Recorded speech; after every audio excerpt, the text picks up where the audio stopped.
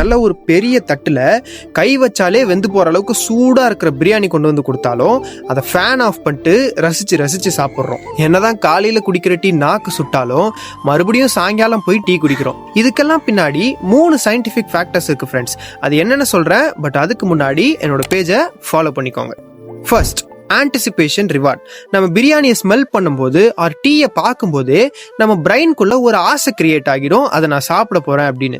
And அந்த ஆசைப்பட்ட விஷயம் நடக்கணும் அப்படின்றதுக்காக இவன் வார்னிங் ரிசெப்டார்ஸோட சிக்னலை கம்மி பண்ணிடுவான். ஸோ சூடா இருக்கும் அப்படின்ற விஷயத்தை விட அது டேஸ்டா இருக்கும் அப்படின்ற எதிர்பார்ப்பு நம்ம பிரெயின்ல வந்துடும். அடுத்தது 3 செகண்ட் டிலே.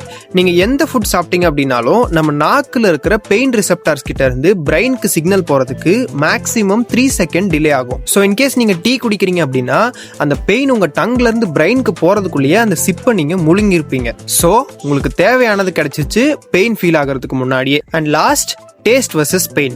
இவன் கிட்ட டேஸ்டா பெயினா அப்படின்னு கொஸ்டின் கேட்டா இவன் டேஸ்ட்னு தான் சொல்லுவான். ஃபார் எக்ஸாம்பிள், நீங்க 10 நாள் சுகர் கட்ல இருந்துட்டு 11வது நாள் உங்களுக்கு ரொம்ப பிடிச்ச ஒரு ஸ்வீட்டை பார்க்கும்போது சாப்பிடலாமே அப்படின்னு தோணுதுல்ல, அதுக்கு காரணம் இந்த ஃபேக்டர் தான். நம்ம பிரெயினுக்கு டேஸ்ட்னா ரொம்ப பிடிக்கும், பட் அதோட கன்சிக்வன்சஸை பத்தி அது அப்புறம் தான் யோசிக்கும். அண்ட் இது one of the most beautiful nature of our human body.